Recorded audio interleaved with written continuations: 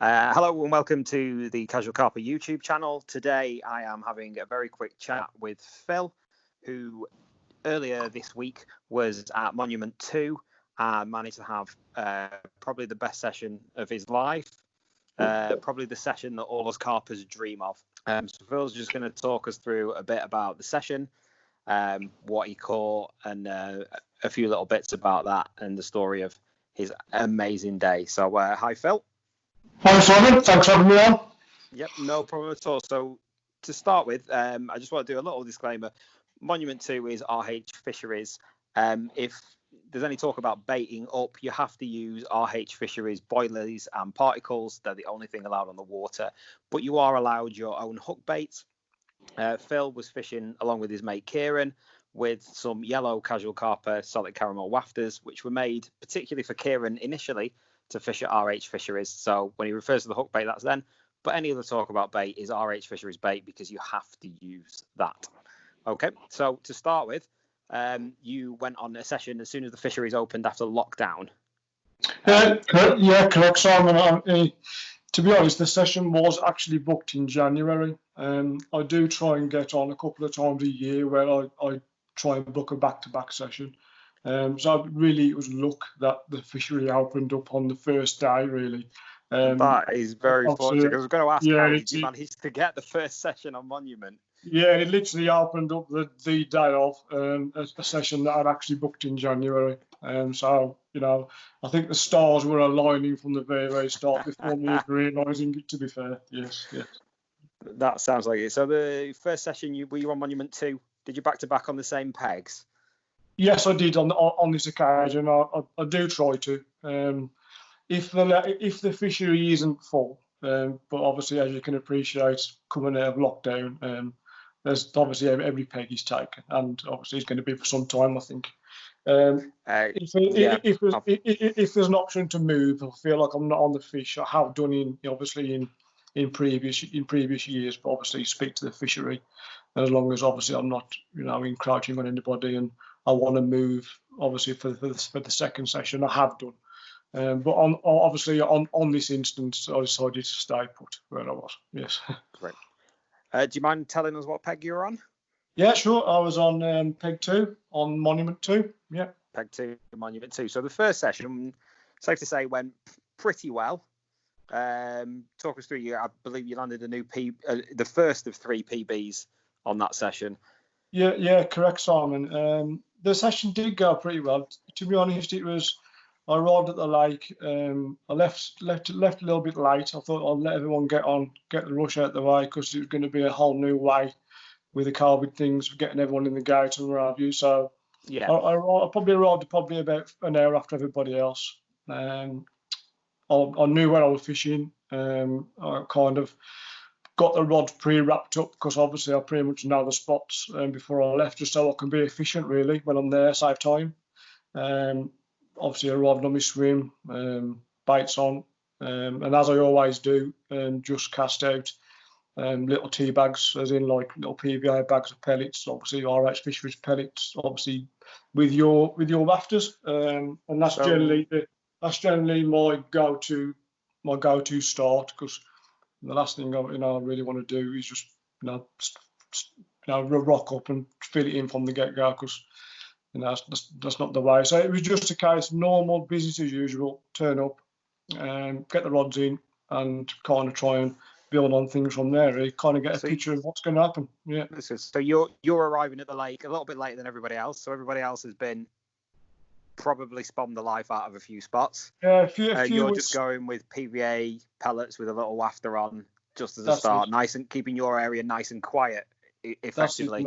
That's it. I mean, because some people were still spamming away when I got there, and obviously this for me is always my approach. You can't guarantee your session's going to be the same as the last one. No matter if you're in the same swim or different swim. So it's the softly approach, and fish to what you can see, build up, try and build your swim.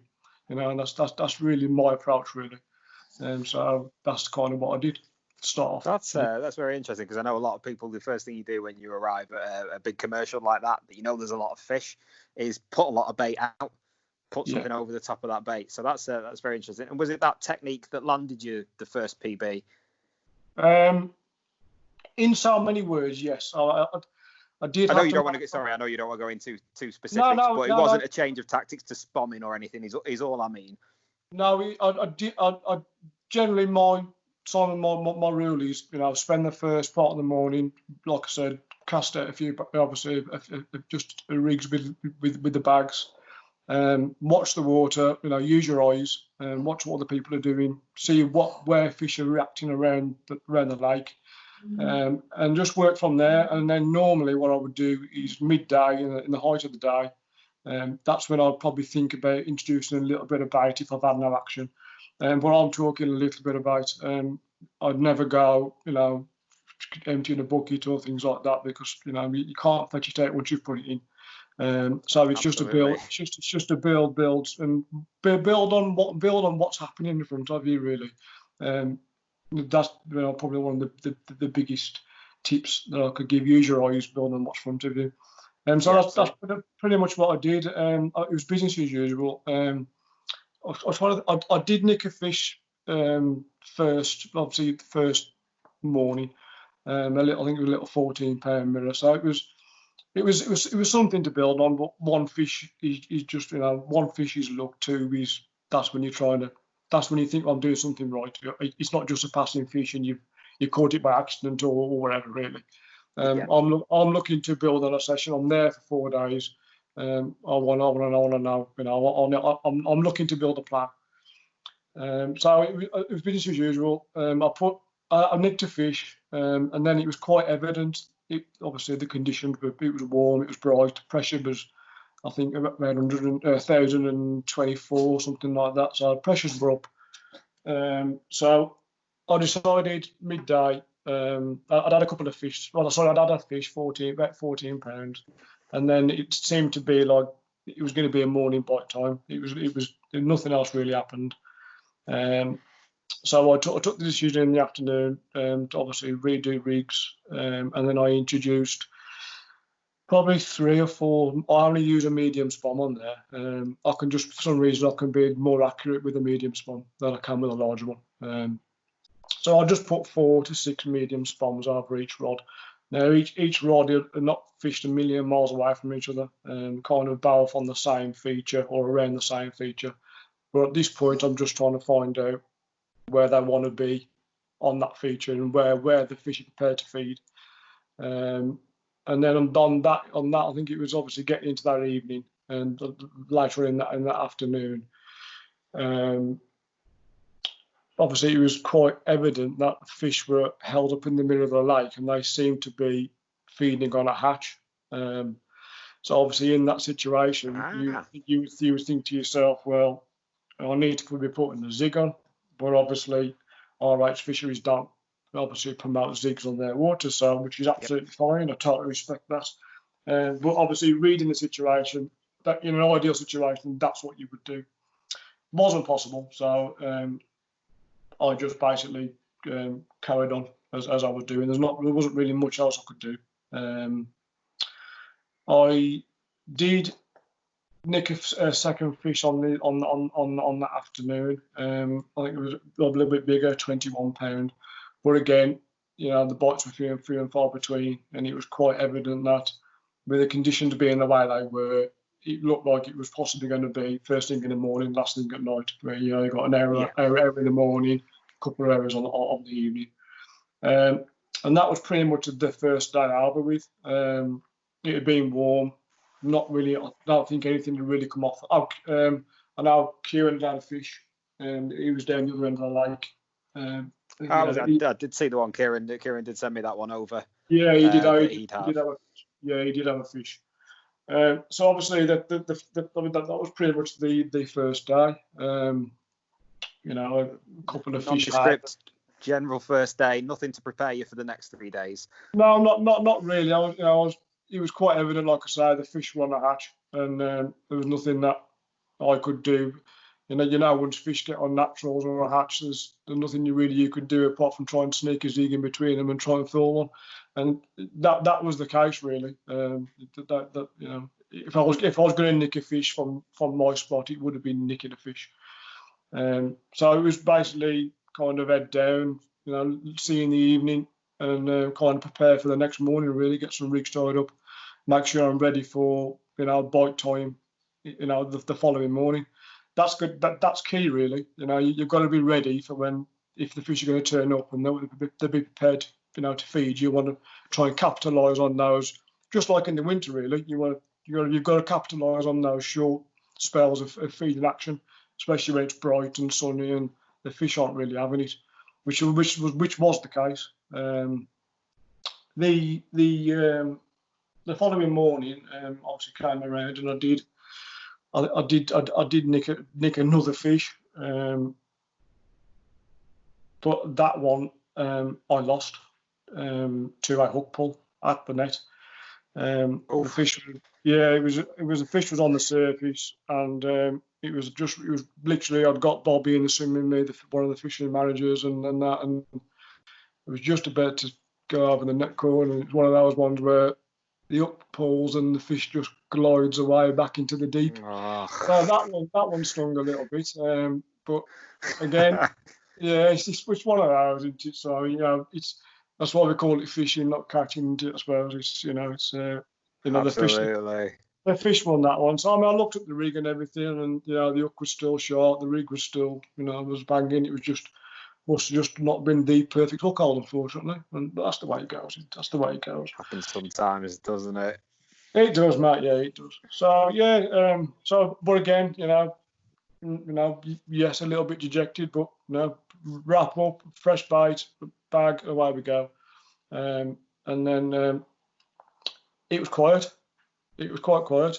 The sun got high in the sky very, very quickly, and it was a warm first half of the day. And I was thinking to myself, well, they were on a hatch yesterday. It's high in the sky again today. I've got bait as close to the surface as I possibly can on a feature. Really, what else can I do? And nothing was really coming out around the lake. Every single swing was taken. There's no option to move, so I've got to try and make this work. I've got to try and. I feel like I should be on. I feel like I could catch fish if they come over me. That afternoon, the position I was in the lake, the wind was blowing really a west southwesterly or a southwesterly, but it was quite inconsistent. It was quite changeable throughout the day, through obviously over those two directions. But that afternoon it went quite muggy, and the sun kind of was hazy. We had a bit of cloud cover, and the wind really picked up. And literally like a switch, as it can happen. I noticed the lads down to my left in the bottom end of the bottom end of the lake, were starting to have fish.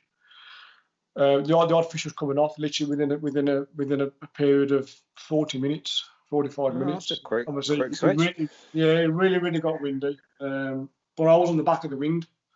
Where the wind was coming over the trees, behind me, it was hitting the water probably 20 yards past obviously where my rigs were, and it was really, really hacking down the bottom end. And I knew straight away. I thought to myself, if I had the chance, that's where I'd be. The fish are going. They like a wind in that lake, and the lads down there, if they're fishing it right, they should have it off.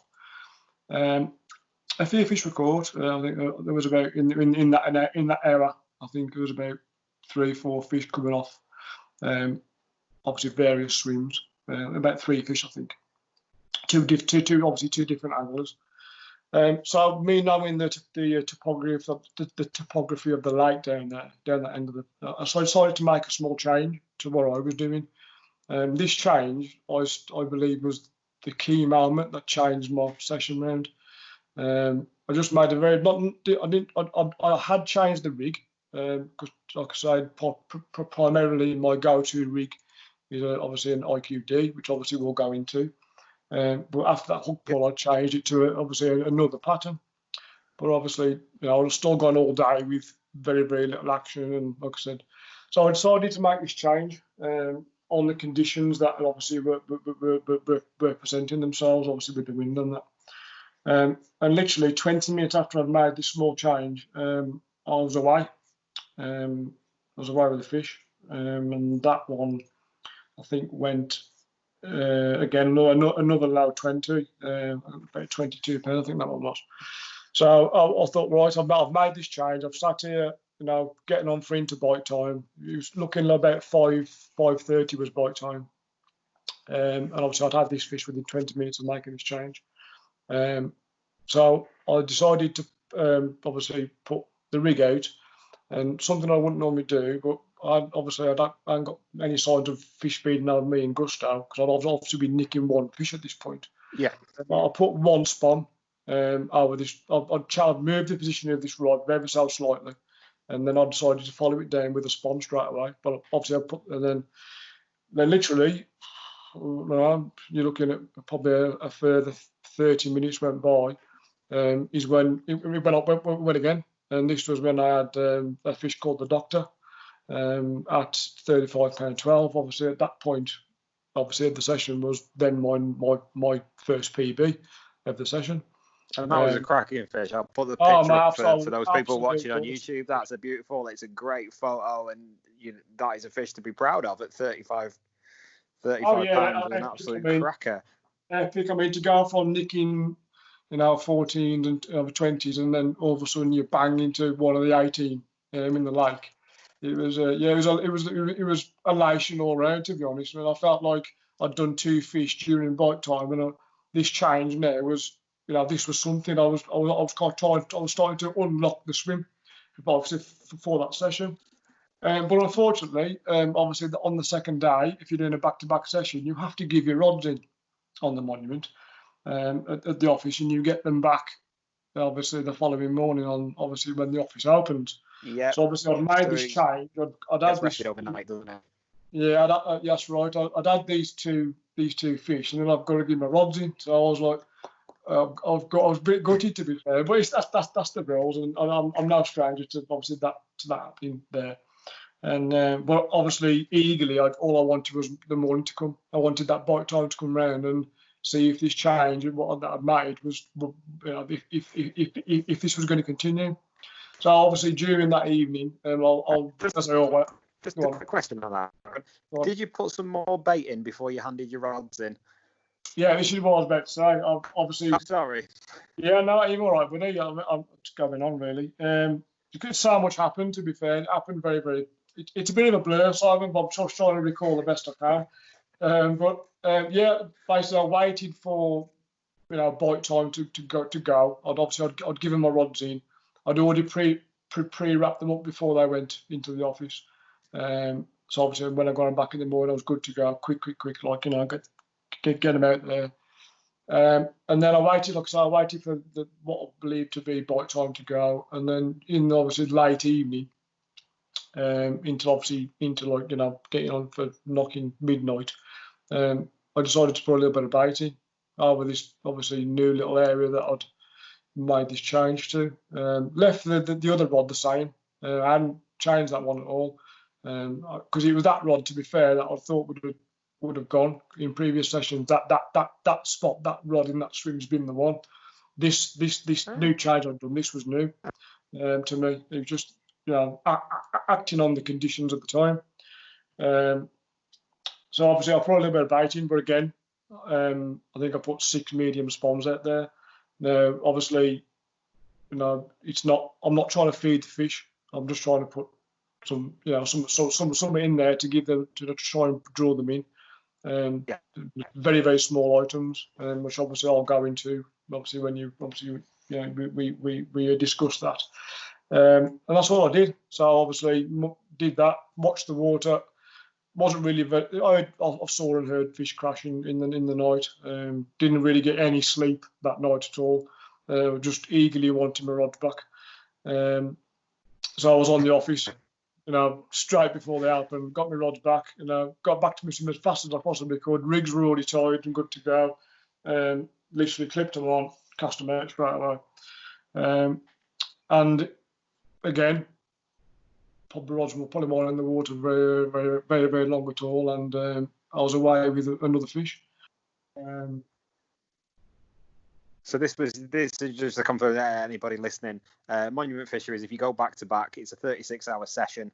Starts 8 a.m. one morning until sunset the next night. Hand your rods in, and then 8 a.m. ish the next morning, you get your rods back, and you have another 36-hour session until the next evening. In effect, so we're now talking about what would be the second of 2 booked sessions. So it's the start of the second session. You just got your rods back back from the thing, straight back, and it's about to all kick off, shall we say? Yes. It would appear that the changes I'd made at the end of the previous session were about to come. Well, hopefully, they seem to be. We're going to come good. It was obviously evident from the start of the session that the fish were responded, and I was pretty much away within 20 minutes of putting the rods out.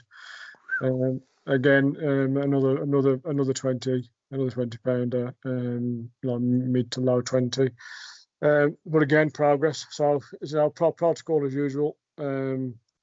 Obviously, weighed the fish, graphed the fish, rods. Well, so before I did that, I always put the rods out straight away. So it was a new rig, new bait, new bag on, rod out, and then try and capitalise on what seemed to be the short feeding spell of the morning. Yeah. That sun gets high in the sky very, very quickly, and the fish just obviously switch off. So again, rod back out again, and I was away again pretty much, shortly after. You're looking 20 minutes, 30 minutes, time. No liners. Because given where I was fishing, you would expect some visual signs that the fish were on you, but the only visual signs were fish were it was evident the sunfish was still held up in the middle of the lake. But no, regardless of that, I was away again with another fish, and the morning pretty much continued that way. After every couple of fish, I would just literally stick a rig out and one spom over the top. That's all. So you really weren't the whole process. You really weren't baiting heavily.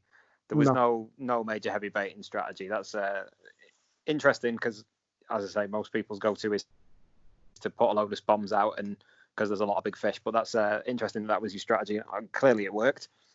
Yeah, obviously it's a busy water. It's there's a lot of angling pressure, and the fish see piles and piles of bait all the time.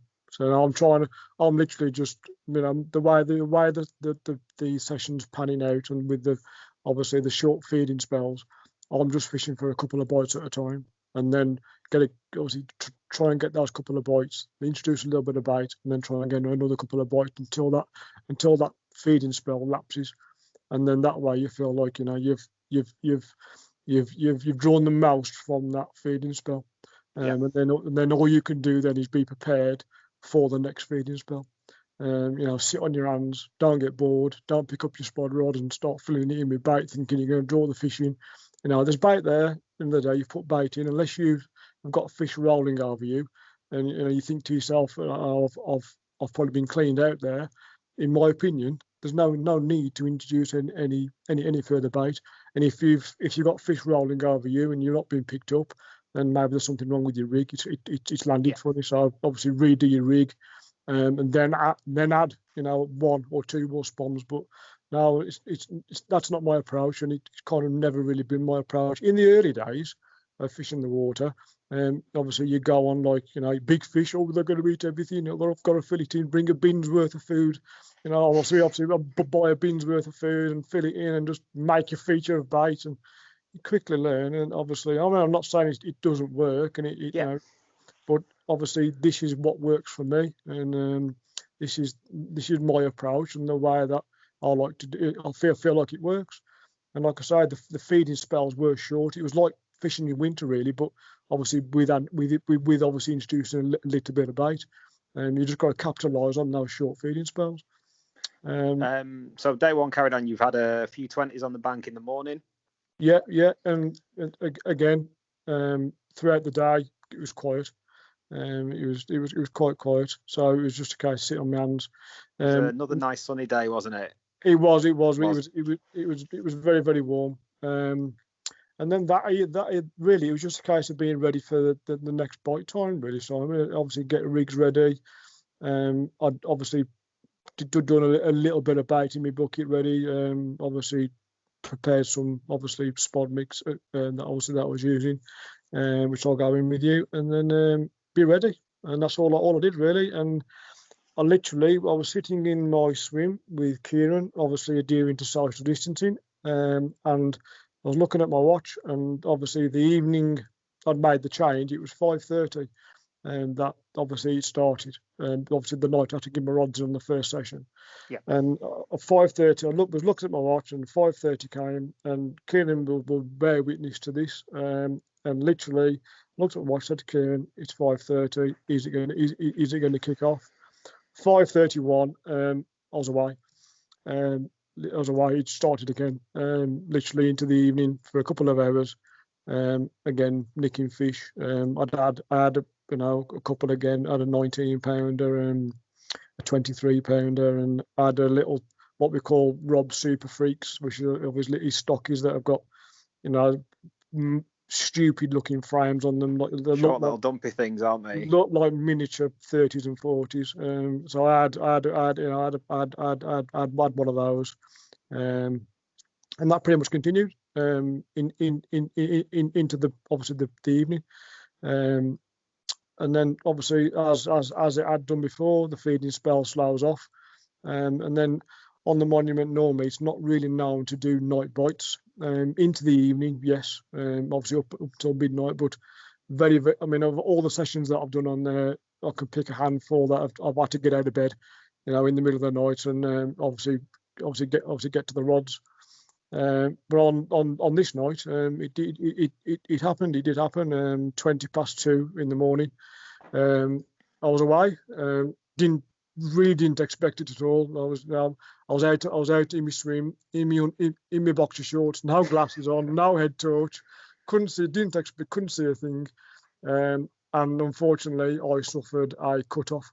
Obviously, there's a lot of bars and things out in the monument and plateaus and things like that. And after a fight of about 10 minutes, on quite a long line, I've got the fish, within 20, 30 yards of the bank, and I got cut off just above where obviously the clip is, because I had a couple of large sinkers that I generally use, because generally I'd recommend you use fluorocarbon on that water, because the undertow is can be ridiculous.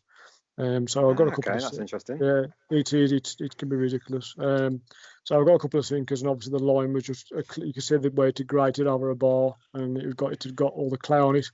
So that was another one. Obviously they got away. But again, same as usual, fresh reed. Obviously retied the rod up, all new, and then I just put the rod back out again. And I did follow it up with one spawn. And because obviously being in the middle of the night, I thought, well, I've still got bite time to come. I don't want to be putting any bait out on bite time. So I've had a fish in my swim. There was obviously only enough bait out there really for a couple of fish to feed each time before I've cleaned out. So I put it out in the dark, followed it down with the spawn, and that was it really. And then the morning, the bite time came round, and sorry, Phil, just to stop you there. How many did you bank on that one day? On that one day, I think I had a couple in the morning, and I think I had three on the evening, 3 or 4 on the evening, something like that. So we're on 5. Still at this point, although you've had your PB the day before, there was nothing to prepare you for the last day. Particularly, you knew there were fish. Yeah. But I think that evening, the evening before, was the evening where I did the most number of fish. So I think, it could have been 5 fish that I had that evening. It was that change that I'd made, and obviously I capitalised it on the morning bite time. Yeah. But it was evident that the evening bite time was longer. It was far longer than the morning bite time. I was having fish for a longer period of time. So it could have been 5 fish that I'd had then. The following morning, obviously during that night, it did nothing. Obviously, just that cut off, and then I put the rig back out again. All fresh, one spawn, and then I had a fish in the morning of 25.7, not pretty much first thing in the morning. Quite a power looking fish, but again, it's action. The fish are still responding to what I'm doing. 25 still a decent fish. Yeah, happy days. I'm happy days. So I'm happy. I'm thinking to myself, right, what I'm doing still, it's still working. I'm happy. Let's just be, busy as usual. And then that was it. That was pretty much it for that morning. I can't remember if I had another couple of fish. To be fair, that morning I had a 25. I need to look back at the pictures because they're all in order. I may have had another fish there. I honestly can't remember. But it was that afternoon where in every other day I'd really had no action. It was during the height of the day. The sun, it was absolutely baking hot, and you would not expect anything to happen at all. It was blistering. I couldn't. I was sitting outside in the shade. I couldn't sit in my bivvy. It was too warm. And then I'd got a little margin spot that I'd been viewing, and obviously putting a little bit of feed in during the whole period I was there. Yeah. And I thought to myself, well, I'll go and it's quiet. I'll go and have a little bit of a walk around there, and take my bucket with me. And what I was doing, I was trickling a little bit of baiting, going around with the Polaroid and just seeing if there was any colour in the water. And I was doing this every day. I hadn't put a rig on it at all, not once. And I thought, well, I'll go and have a look around and just see if anything's happened. And I literally took 2 steps out of my swim with the bucket in my hand, and I was away. I think about 3 o'clock in the afternoon. It was, like I say, it was scorching hot. You wouldn't have, given the last days, you wouldn't have expected it. You just wouldn't have done. And it was away. Absolute belting take, and lifted into the rod, and you immediately felt weighty, heavy fish.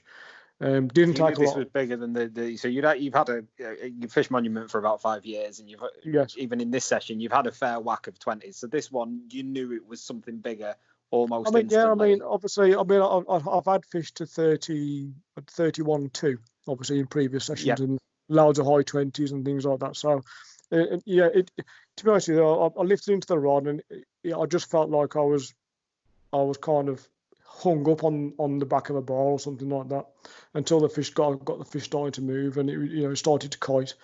And then pretty much it came in. I kind of like pumped it in really, but obviously as they do they've got quite deep margins there, and that they drop off quite quickly. The fish just obviously held its own in the margin, just kiting left to right, and we couldn't. We didn't see the fish. Kieran had come round to the swim, and obviously he was watching over my shoulder, watching from the back, like what was going on, and the pressure was building. My knees were knocking and whatever, and I hadn't seen the fish, and the rod was bent, and I was thinking to myself, don't come off, as we all go through it. Yeah, of course. We all go through it, and then. Obviously, after a good while, a good battle, obviously slipped the net underneath it, and obviously immediately could obviously tell it was one of the A team, and obviously give it a shout, because it was obviously I was pretty sure it was going to be another PB, and then obviously peered over the net and realised obviously it was Ollie. Now Ollie last came out at £41.10, and I believe Kieran was the last person to catch it. Just before lockdown, I believe. Which was that's on my Instagram page. I remember him taking that as the last fish before lockdown at a monument. Which is crazy really. And I do believe it was on your wafters as well. It was also on the wafters that Kieran had specifically requested. Yeah, that's right. Yeah. And so obviously that was crazy. So obviously Kieran knew what fish it was, and he knew straight away. Obviously I'd done a PB again. So I mean that it was it was epic. It was epic. My first UK 40, and I'd been close, and I've done the 30s and that, and it was it felt just deserves to be. In all honesty with you, many sessions I'd worked the swim, and worked my session, and my time on the bank's quite limited, and because of my home life, and I was buzzing, Simon. It was late. It was elation all round. Yeah, elation all round, and then we did the graphs, did the weighing, and then obviously the fish went back, and it was just again, re-wrap, fresh rig, and because I'd had obviously a fish of that magnitude in my swim, I decided to put the rig out with one more spot again. You stuck to exactly what you've been doing for 4 days. No changes. Yeah. Stick it out. It's working. Yeah, one spawn. I mean, it's on the money. It's this spot that I believe, and there's an area and then there's a spot within a spot, and it was evident that this spot was the spot, because this change I'd move was small, but it was enough that I think it was too blatant where it was, and they just didn't want to know. So I made this change, and obviously, the rest is kind of history. But again, obviously, exactly the same as I've done before. Put the rig out, followed down by a spawn, and then still buzzing, thinking I don't care if anything happens now. I can go home. I've done a PB, I've done a 40. You can't wish for anything else. And I'm happy, well happy. Yeah, back on the same spot, back on the dance floor, as I say, and business as usual. Still obviously on a high from that. Can't believe what's happened, and I could go home a happy man, and and everything else, and I just kind of sat on me in the entrance of my bivvy with me rig box, just doing a few fresh rigs just in case, just a mind blown really what gone on, and then unbelievably what goes so just one thing to ask, what time was it that you banked Ollie, just roughly? Ollie was, I believe Ollie came around about an hour. Oh, sorry, Ollie. Ollie was, I think, about 3:30. 3:30 in the afternoon. Okay. Right at the height of the day, in the sun. Yeah, and then obviously, I just went about my normal business. I sat in the door of my bivvy, mind blown. Wondering what had happened. And I started tying up some rigs. I needed to do something because I was wandering around like a lost sheep in my swim. So I had to do something. So I thought I'll tie some fresh rigs up, just be prepared, just in case. And to be all honest with you, I didn't expect anything else. I thought, I've looked out there. It's the height of the day. It's the last day. We're going to be off by 6 o'clock, 6:30. Bite time has been, pretty much 5:30. It ain't gonna, I probably ain't gonna have time to have nothing else, anything else. Yeah. But and obviously what happened next, you couldn't write it. You literally just couldn't write it. I'm probably going to say probably an hour, up to an hour later. Same rod, same tactics. Off she goes again. Lifts into this rod, and this one was taking line. It was it took some stopping. This one did, and obviously I know Bella's obviously Bella or Rook when she's on. Obviously I know the fish, and I know I've heard that she can put up a fight. But at this stage, I'm not thinking anything like that. I'm actually thinking it's a good fish, probably an angry long fish, maybe a long common, something like that. But all the way, this fish was away. It was away. I had tight clutch. I've got pretty big rods, and I was pulling all I dare, and it was just away. Well, obviously, the fight continues. The finally get control of the run, and obviously start pumping the fish in, and get the fish under the rod tip, and that's when Bella's a game changer, because Bella can really go. I mean, under the rod tip, it felt like a lifetime, and we hadn't even seen the fish. I didn't even know. At this point, you still didn't know. You still didn't know the fish. It was still taking a lifetime under the rod tip to catch. Yes. We hadn't seen it. Didn't I got a clue what it was. It wasn't until I got the fish kind of near the surface, and then obviously I hadn't got my Polaroids on because I'd been sitting tying rigs, and obviously it's like when you're wearing Polaroids to look at your phone, you can't see your screen properly. Yep. So I just got my normal glasses on, but Kieran was in the swim. Obviously he'd come round. He was in the swim and he got his Polaroids on. And then he obviously the fish rolled and obviously took another lunge, and obviously the one distinctive pattern on Bella is obviously the starburst scales down on the wrist of a tail.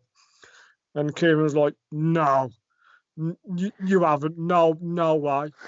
And he said, "I think," I was like, "You don't even say it, Kieran." I was like, "You don't even say what you're gonna say." He said, "I think that's Bella." and obviously I just went to pieces. Then my knees went, my hands started to shake.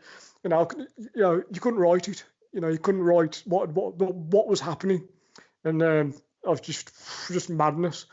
Anyway, the battle just went on and on and on and on, and we was waiting for confirmation. He's at the fish, and I was trying to get the fish up in the water because obviously we caught this glimpse, but we still wasn't sure.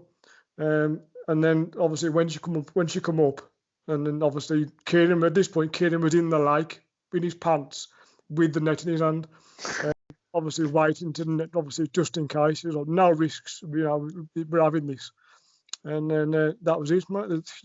She came out of the net cord, and elation, absolute elation. Yeah. I can't imagine that moment. It must have been just incredible to have had a 40 and then followed it up with the next fish to be even bigger is just an incredible moment. Yeah, I mean, mind totally blown. I mean, those two fish are the two biggest residents in that lake. So it's not only a brace of 40s, it's a brace of 40s that are the two biggest residents, and no one at this point has ever braced 40s on that lake. So that was one of my questions for later. Has anybody done 240s before? Let alone an hour apart. No, it's absolute, madness, crazy madness. Well, obviously at this point, obviously my rod's on the floor, and I'm dressed in my shorts. I'm in the lake. Obviously I'm in the lake, and obviously looking over the net, just in total shock of what had just happened, and obviously and just in disbelief really. And then obviously, we obviously started to say to him, we got. Obviously, I got the rig out, and again, rod back out, followed down by a spawn, while the fish was still in the net. And then obviously, Harry. That's RH procedure, isn't it? You rest the fish in the net for at least 5 minutes before you do the weigh-in, which is the time you put your rod back out. Yeah, of course. Yeah, I mean, obviously that fish should just give it all, and she did, and she was beat. So you owe it to that fish to obviously to rest it. Obviously Kieran manned the net for me in the lake, so obviously the fish was good and safe, because obviously she's a bit of a unit. And we didn't want to make it a lunge for freedom. And then obviously we'll go everything set up, the cameras and everything, and then call Harry and around. Obviously, at this point we didn't tell Harry what I'd actually got. Because obviously, Harry had knew. Obviously, I'd done the doctor. I'd done Ollie. Obviously, also had 10 other, 9 other fish at this point. So obviously, it was a bit of a session. It turned out to be a bit of a session. So obviously, Harry comes walking around with it. We just rings Harry and says, come round. Phil's got another good one in the net. So obviously, Harry comes strolling around in no particular rush, not expecting what he was going to walk into. And obviously, we put Bella in the sling, lifted her out. Obviously, 2 of us had to lift her out the lake. I couldn't carry her by myself anyway, not with my knees. And then we carried her over, opened up, and obviously Harry was blown away. And as so we were all. It was like, you've done Bella, you've got a baby. And it was just shock for everybody really all around, of kind of what was going on. And then we did the graphs. I got another soaking, and which was, more than welcome. Seen that on the video?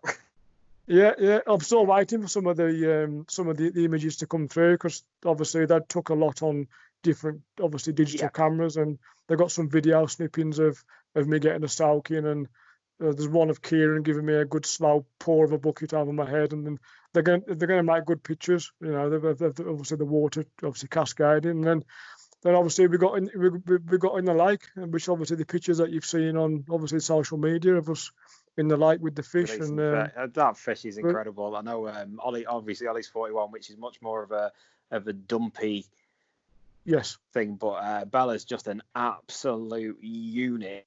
It's perfectly proportioned, stunning, but you can it very much reminds me of some of the lumps that people catch in France. It's that kind of profile that's big and beautiful, and it's just all in perfect proportion. It's like it's a dream carp, isn't it? Yes, yes. I mean, Bella had a very, very good spawn last year, so she is actually a little bit down on her lake record, Okay. which I believe, without going back to my obviously social media, but I think she was 47.2, and that obviously is the late record, I believe. But obviously that can't be quoted because I'd have to go back to be sure. Yeah, Um, I yeah, mean, they fluctuate, don't they? There's no. yeah, but I mean, Does, she went really, really. She had I think she went down to high 30s. So she's really, really come back up again. But I mean, regardless, to me, that's still an absolutely epic fish. And like I say, to brace it is just like I say, it's amazing, unbelievable. absolutely amazing. Yeah, amazing, absolutely amazing. Unbelievable. Yeah, So, did you and bank anything else after that, or was that I the did. end, or did a No, I few more? did. I had another fish. Obviously, I put that rod back out again. Obviously, while Bella was resting in the net, and I was obviously now, completely on cloud nine by this point. What else could happen? What else could happen? It doesn't matter now. I could go home. But regardless, I started the pack down procedure, started to empty the bivvy and that, and then I think obviously bite time has been 5:30. So obviously I was looking at my watch, waiting and waiting, and the last night it came early, at 5:15. Obviously that rod again was off, and it was quite a dark mirror. I think it's probably the last picture I sent you over, but Yeah, like I got that one. quite a dark top mirror. That one went 28.12. That one did. And that was my last and final fish. So in total, I hooked 14 fish. Lost the one to a hook pull, lost the one to a break, but still got that What a brace of session! it's but yeah, it's that's that's my session. That's It's incredible. yeah. What really comes over is your knowledge of monument fisheries and the level of fisherman that you are. You don't go to monument and fluke 14 fish and two of the biggest in the lake without knowing what you're doing. That really, really comes across. But what comes across to me is your baiting strategy, the fact that you stuck to it and you didn't just follow what everybody else does, and what the tendency is to put a big bed of bait out and fish over it or to the side of it or whatever. You had your own thing that you devised yourself from your experience, and that experience effectively is what resulted in these fish. But particularly the change to move to just tweaking your spot slightly so that you're still on the spot, but a different bit of your spot is like, that's clearly made a massive difference, and it clearly shows your angling ability there, really. Yeah, I do like to think. To do that. I do like to think so. I mean, obviously, in any form of angling, especially in a lake like that, you can't dictate what fish is going to pick up your rig. But I think the main key is to be consistent, and obviously, you've got to try and get those kind of fish. You've got to catch the fish. And obviously, when you're just nicking one, or unless you're lucky, and I've seen it happen. I've been there enough. I've seen people come on the first time and they've had one fish and it's been one of the 18. But that's fishing. That's the way it happens. Unless you're on a quiet syndicate and you're climbing trees and stalking a particular fish, you can't dictate what happens. So there is an element of, obviously, some people say would luck and the stars have aligned. But if that's the case, I'll take my element of skill that's involved, and I'll take the element of luck, because for me that was an absolutely session of a lifetime. And something that probably, when I've been to France on one occasion, and that my UK PB is now bigger than my French PB, and obviously to brace it is just it's phenomenal. It's mega. It's absolutely mega. Absolutely phenomenal. So I've just got a couple of questions before we wind up, and what a session that must have been. Any tips that you don't mind talking through on your rig, or what bait you used, or what your spot mix was? If you don't want to answer anything, or anything you don't want to tell us, that's absolutely fine. I will not be asking you where your spot was. That's entirely your business. I appreciate that, but yeah, far away, Simon, and I'm happy to answer. Just quick talk through your rig. There'll be a picture on YouTube so people can look at it. Yeah, this is the actual rig that caught Bella.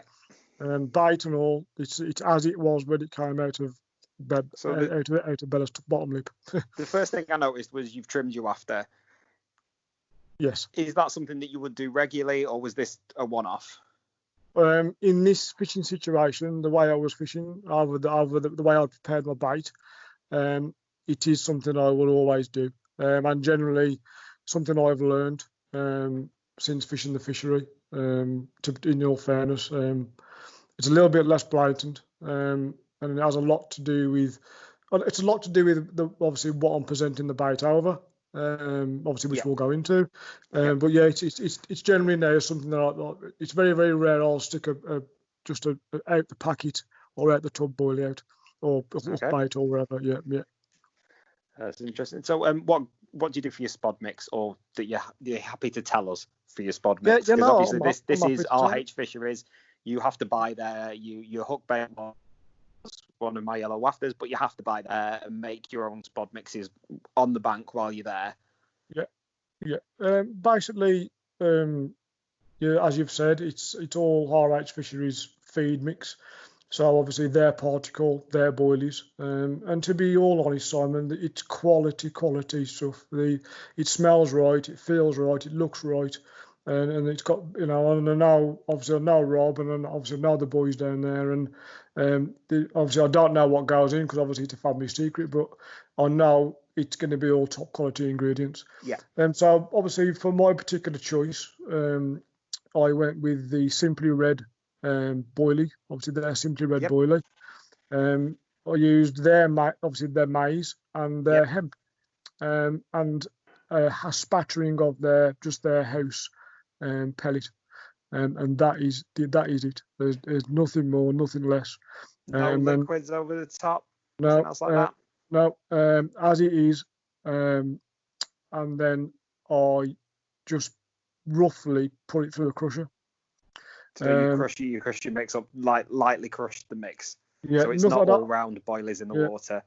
Yeah, in the situation that I'm in the fishing on, obviously round baits and that are not going to be ideal. But obviously, and I don't really want them. I'm fishing a smallish hook bait and fishing other bits and pieces. I'm not looking to feed the fish. I'm looking to hold them and just have them graze, get snagged, clean me out, and then move on. A little bit of grubbing around, picking little bits up, pretty confidently feeding rather than a bed of round boilies of 5 kilos with maize over the top that they see every day. That's right. I kind of want them to get hooked by mistake, not so much single out, if you like you would do if you were fishing a singles or fishing over a spread, or say a spread bait, but spread baiting, they are just searching from one to one. But yeah, they are now based on that philosophy really. My baits are all crushed up. I'm not talking powders because, like I say, there is quite an undertow there, so you want it to get down, but just roughly put it through a crusher, just so it's all shapes and sizes. And that is it really. That's all that went into that mix. Simple. That's very interesting. One other question: when are you next back at Monument? This is the bit of a difficult one, that especially with the current climate that we're in. Of course, it's difficult to book a peg at the moment. Yeah, well, obviously with us coming out of lockdown, obviously the lake's very, very busy. And unfortunately, well, I'm not going to say unfortunately, but my wife is actually a nurse and she works night shifts. I've got a 10-year-old daughter. So obviously, but my wife's on at the moment only being given shifts at a weekly basis because it's just the way the system is at the moment because of the COVID and what have you. So I'm finding it difficult to book on because obviously if my missus gets a week next week where she's got a few days off and I'll try and want to book on, it's full. So obviously I've asked the lads to obviously let me know if they get some cancellation, is just to basically if they can just give me a text message, and then I'll see if I can drop on. I can drop on somewhere, but you can be rest assured I should be out as soon as possible. Exactly. I was wondering how quickly you'd want to get back on, and we will follow up and see how you get on your next session. I don't think you could do exactly the same with catching those two brutes, but that's going to take some. I mean, obviously I will add, Kieran, obviously, approached me with your baits, obviously after you'd had the initial discussion with you about the colour and everything else, and obviously I was in total agreement, with him, and when he obviously tried them, I was like, that I like that, and Kieran was absolutely adamant with me. I'd sent him some. I've been chatting with Kieran on and off for about 18 months, trying to get him to come and fish with some of our baits because of some of the catches he does. And I'd sent him some hook baits over, and he had some of the caramel ones that are sort of a washed out white colour, which is the standard colour. And he'd messaged me saying, "Is it possible you could do these in the yellow?" We'd same colour as my pineapple hook baits. He said, "I'm absolutely convinced that these hook baits will be perfect for RH Monument." And I was like, okay, managed to knock up a sample of 5 pots for him. Sent them over to him, and he seems to have given you 2. And it's all gone from there, obviously. Well, I mean, that's it. Obviously, you know, I was in total agreement with him. He showed me the baits when they obviously came back from you from having the adjusted colour, and we were both like, yeah, it's you know, that's going to be the one, obviously. And you know, I'll stand, obviously, yes, my approach and obviously my experience with the water, but obviously at the end of the day, that it's still that hook bait going in the fish has gone for. And now, in every single bite that I've had, you know, those rafters on. And there's no other, and so, but you know, confidence is for me is a big thing, and Absolutely. you know, obviously, especially in your bait and that, and it's certainly something that I'm going to want in my obviously going to be having, and obviously would have confidence in putting out or there, or even on a new water or on my syndicate, because obviously after a session like that, you can't not be confident. You know? Absolutely, and I can assure you will be kept in those hook baits for as long as you like after catching those 2. Yeah, I've got something to live up for now, so that's the only thing. Yeah, it's trying to follow that up is a bit of it's going to be a bit of an ask. You've got a reputation now to keep. Yeah, that's right. Yeah, that's right. That's great. Well, thank you very much for your time, Phil. Really appreciate you taking the time to speak to me about this. What was an absolutely amazing session. If you do want to book RH Fisheries, check them out on the website or go to their Insta pages. You can see some of Phil's catches appearing on there, or my Insta pages at Casual Carper.